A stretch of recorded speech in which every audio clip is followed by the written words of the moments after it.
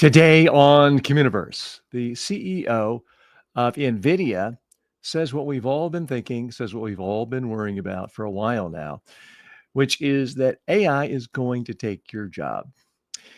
It's going to build your robot replacement and make all diseases go away potentially. We'll tell you who wins, who loses, and who's selling the shovels in this gold rush. Then, the number one food to limit if you want to protect your brain and not have dementia. It's not fried butter. It's something far sneakier and sweeter. Next, we dive into Amazon's secret sauce. Spoiler alert, it's not Prime, it's 6-page memos and silent study halls, believe it or not. And finally, Republican Representative Don Bacon says goodbye to Congress, and Trump threatens to deport Rosie O'Donnell. Seriously, we told you about that yesterday. We'll give you her reaction today. One story ends in exhaustion, the other in an epic roast. You're going to want to stick around for that. But first up, in story one, Nvidia CEO admits that the AI revolution will hurt before it helps. Nvidia has officially crossed the $4 trillion valuation mark, making it worth more than the entire gross domestic product of Germany or the UK. I mean, this is just so big, it's hard to wrap your mind around it. CEO Jensen Huang isn't playing coy about what's coming next. In a CNN interview, he said AI will impact every job, some of which will disappear completely. Inside Nvidia, using AI isn't just encouraged, it's mandatory. The CEO supports reindustrializing America, even, and this is a little surprising, not completely depending on your perspective of how beholden big tech companies are to the current administration. But the CEO of Nvidia praised the sitting U.S. administration and its era of manufacturing policies. Why? Because future factory jobs will involve building physical AI-powered robots that can see, hear, and act. He also says AI will revolutionize medicine, curing diseases, cracking biology, and speeding up research. Still, he admits harm will be done, pointing to misinformation, job loss, and social disruption. His message is be patient, it will be worth it. Well, I happen to believe it will be worth it for society as a whole, but that doesn't mean it's not going to be wildly disruptive, painful for the people who don't win, who are not on the upside of this. Would I like to live in a world where all diseases are cured? Absolutely. But do I want to live in a world where maybe 80% of people are sitting around waiting to collect their universal basic income of 10% of their former wage, bored out of their minds, listless, and looking to join some mob or some conspiracy cult or some extremist political faction to want to burn down build? No, I'm not looking forward to that. So this is yet a continuation of a trend we're seeing with anyone who's following closely the world of artificial intelligence. It's coming faster and faster. It's continuing to take over every part of the economy. And what's happening to this Nvidia stock going to $4 trillion, some estimating by the end of the year it could be $5 trillion. It's taking over the world. And my message to you as individuals, we're kind of switching hats to the personal development side, is we've all got to wake up. If you want to have a role in the modern economy, you've got to figure out how to use AI. I'm using AI right now. Now, I'm real. This is me. This is not my AI clone, although I have an AI clone. I did use AI to help me find the best stories. Once I isolated my stories, I used AI to compress it, to summarize scripts for me, to organize it. Things that in the past, people would have had to hire full-time researchers, writers, analysts, producers. It's all being compressed. Now, I say that not that I'm a genius, but just out of sheer necessity. I want to stay relevant, and I hope you do too. By the way, you're watching CommUniverse. This is the entire universe looking at the world through the lens of communication. Each day I come to you analyzing top business, technology, and cultural stories through the lens of communication, all with the goal of boosting your personal success. This is where the news meets personal development. So Jensen Yang is right on target. He's not sugarcoating things. AI is coming. It's coming for absolutely everything. And he does see a future for manufacturing in the United States. But guess what? It's not with that guy or that gal with a high school degree who used to work in the coal mine, wants a nice middle class living, and is now going to get at manufacturing. No, that's not his vision. He's saying it's going to be robots. Now, he does point out that he sees the validity of the messaging coming from Washington that we need to steer away from total reliance on perhaps untrustworthy trade partners like Taiwan, which is where that CEO was born, because we don't really know, is China going to take over Taiwan? We don't know that. If they do right now, the international economy its goose is cooked because we are so dependent on major semiconductor companies and what they put out from Taiwan. So the CEO of Nvidia does point out quite rightly, the US does have in its own interest developing manufacturing, but it's not going to be by putting up tariffs necessarily. It's not going to be putting up walls. It's going to be through building artificial intelligence. And yes, he's being self-interested. That's his job, through the use of Nvidia chips. And that is going to ultimately create robots that can do any human task. Right now, we're used to thinking of it as doing simple writing tasks, perhaps consulting, radiology, a lot of pure intellectual tasks, but we're just not that far away from this AI brain being put into a physical robot that can move and do everything a human being can do. Certainly, Amazon is already implementing that in some situations. We'll be talking more about Amazon later in the story today. If you want to learn about the news, learn about what's going on in the world, and not just feel depressed, not just get in a doom loop, but actually feel better, this is the place for you. This is a soft launch of a new show. We'll be coming to you live every day in a more produced format come September 2nd, 2025. I'm on location today, traveling on vacation in the Catskills in upstate New York. So that's why you see my horrible lighting. Hope you'll bear with me today, but we are going to try to continue making this show better and better, more useful for you. Story number 2, the number one food to avoid to protect your brain. If you want to keep your memory sharp and reduce your risk of dementia, cut back on candy. This is according to a new report on eating well that came out July 13th, 2025. Added sugar, specifically from sweets, is the number one dietary risk for Alzheimer's. Studies show that eating just 10 grams of added sugar per day, that's only about 8 gummy bears, increases Alzheimer's risk by over 1%. That's those with the highest sugar intake had a 19% higher chance of developing the disease. So that's basically a 1 out of 5 chance of increasing getting Alzheimer's. I'm not comfortable with that. Sugar may cause insulin resistance in the brain, contributing to inflammation and the buildup of plaque in your brain. Experts recommend the MIND diet, which is rich in berries, leafy greens, olive oil, whole grains, and while really limiting the sweets. Now, in some sense, you can say, well, TJ, I've heard that before. I know it. Yeah. Same old thing. Well, here's the problem when it comes to health information. Yes, we see a story like this once every 6 months, maybe if you look at news once a month.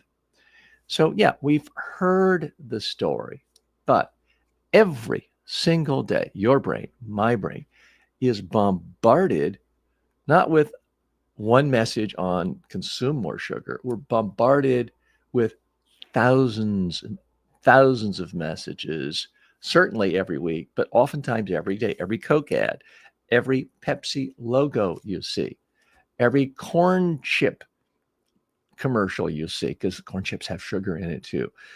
It's human nature to react to stimulus. And we are constantly stimulated all day long with ads, with branding, with logos, with TV ads, audio ads, internet ads, billboards, signage everywhere all day long to consume sugar. And is there any wonder why now basically half of people, according to some estimates, who reach the age of 80 have Alzheimer's or dementia? Is it truly getting worse than the past? Well, in the past, people died at age 30.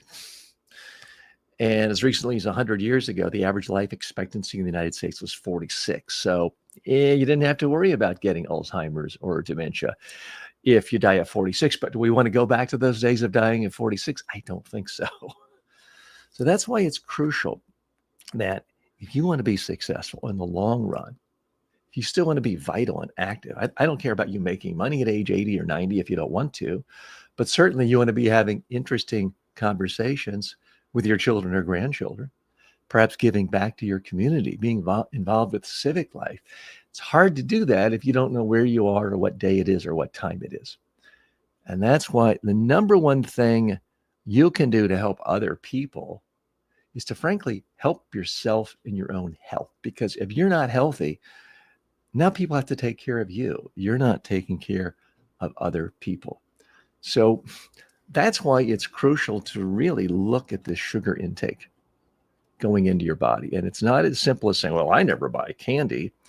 If you're buying anything in a bag, look at the ingredient list. Chances are there's sugar, there's added sugar, there's something with OSC, fructose, sucralose, there's some processed sugar in it, and it's adding up higher and higher and higher.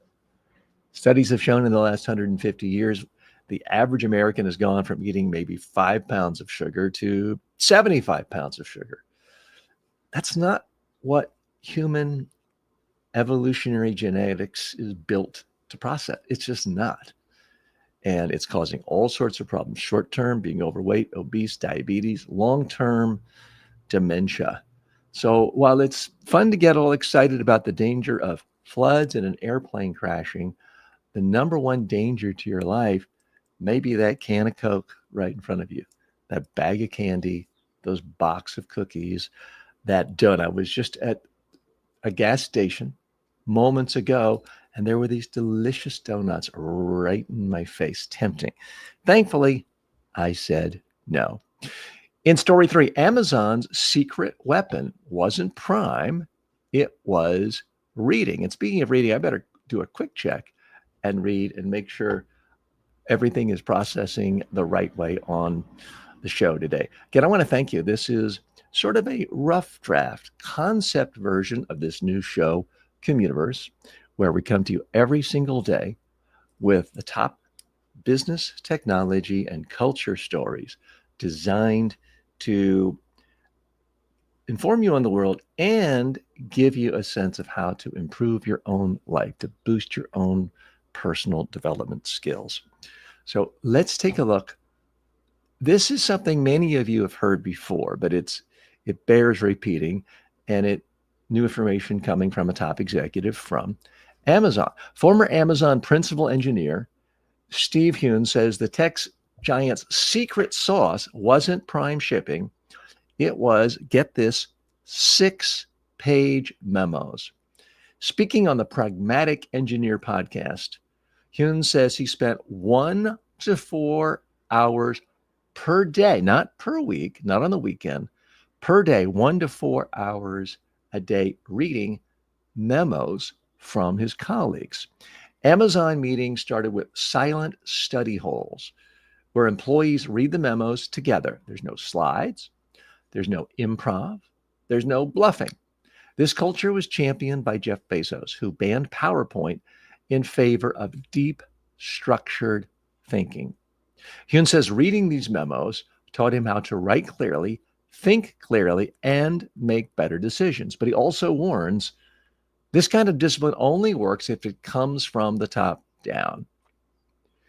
Now, what I find so fascinating about this is even though I teach people how to use PowerPoint and have courses on PowerPoint, I too also believe that PowerPoint is a bad thing for most communication in most circumstances. It becomes a crutch. It makes lazy people lazier. And it often prevents communication. It doesn't facilitate it. Well, Jeff Bezos finally said, enough is enough. We're not going to use PowerPoint at all.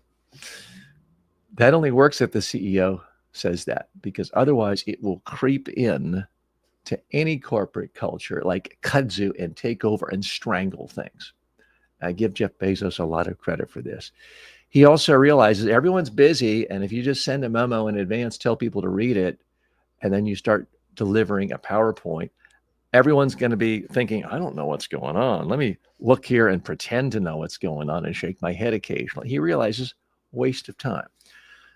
So Bezos literally created a culture where people start meetings by reading memos, and they wait until eyes have come up and people have finished reading. Then it's right into question and answer time. So the standard presentation of someone reading a bunch of bullet points is not a part of the culture of Amazon. Now, you may love Amazon, you may hate Amazon, but you really can't argue with their success. So my message to you as a founder or as anyone who has control over a certain culture of meetings, I urge you to at least give this some thought. Maybe you don't want to completely ban PowerPoint presentations, but the idea of giving people a memo where they can read it, think about it, reflect on it in quiet is an extraordinarily powerful way to communicate, especially if you can package that with in-depth, personalized Q&A time. As much as I'm a big fan of public speaking and giving presentations and giving great sales presentations, I think Bezos has stumbled on something far better for most business meetings in most situations. So it's worth giving it a try. But it doesn't work if you can't get people to read it. And if everyone says, oh, we're so busy, we don't have time to read it, let's just hop right in, it's not going to work. And in our final story, I want to look at two individuals who are getting some attention, but I don't think enough of us are really understanding the message behind what's going on. For starters, Congressman Don Bacon has decided he's not going to run for re-election. Now, he's called out in the media as a moderate Republican. He's not a moderate Republican. He's a very conservative Republican who just doesn't happen to be a member of the Donald Trump cult. So because he's willing to be independent and stand up and vote his principles, he is attacked viciously. Now, new reports about exactly why he's coming out. His wife says she's tired of having to sleep with a gun in her bed because the physical attacks, the physical threats, the threats of we're going to come to your house and kill you are so overwhelming. Finally, he broke. Now, this is a pattern with numerous Republicans over the last 9 years or so. When they deviate from what Dear Leader says, Dear Leader attacks them, vilifies them, and then Dear Leader's supporters start overwhelming the person with emails, phone calls, letters, rocks through the window, and the brandishing of weapons, making them think, I've got to quit or I will be dead and my entire family will be dead. Well, it's intimidation. It's what authoritarian dictators have done traditionally throughout the world. It's Gestapo tactics, and it does, in fact, work. Now, what doesn't always work is attacking someone who has an independent power base, and that is what has happened to this administration and its attacks of Rosie O'Donnell. Rosie O'Donnell, a very famous talk show host, very wealthy woman, outspoken Democrat and liberal, has been feuding with Donald Trump since 2006, before he ran for president. Well, he did run in 2000, but everybody forgets that. So before he really changed his identity to someone as a politician. Rosie O'Donnell has been feuding with him. Earlier this week, he said, or even Saturday, he said he was going to take away her citizenship, which can't be done unless a democracy throws the rule of law out the window and melts into an autocracy. But that is what he has suggested doing, which is revoking her citizenship. The crime? Criticizing Trump. And this is an odd thing to say the least. Many suspect he's doing this just because he wants to get people to stop talking about Jeffrey Epstein. Whether that's really happening or not, we do know that Trump is the master of the troll. But in this case, he's kind of met his match because Rosie O'Donnell is also really, really good at trolling Donald Trump. She knows how to get under his skin. She has said he's a dangerous, old, soulless man with dementia. Well, quick fact check. I don't know if he has dementia. But the other attacks she has on him of being a predator, a danger to society, someone who attacks women, someone without any morals. I mean, she cuts loose. She still cuts loose on social media, Twitter, and other platforms. And if he thinks he can muzzle her by threatening to revoke her citizenship, it doesn't seem to work. I do worry that me even talking about this now is helping the Trump agenda because he loves attention, number one. Number two, anytime someone's talking about this, they're not talking about the Epstein files, which is apparently something Trump really, really, really wishes people would forget about. Why is that? Well, we'll see. That issue is continuing to percolate throughout the public and blogs and podcasters, especially among his fans. I'm T.J. Walker. I want to thank you for joining me today. Again, you're watching CommUniverse. This is the show that analyzes the top business, technology, and culture stories of the day through the lens of communication, all with the goal of boosting your personal success. Thanks so much. See you tomorrow.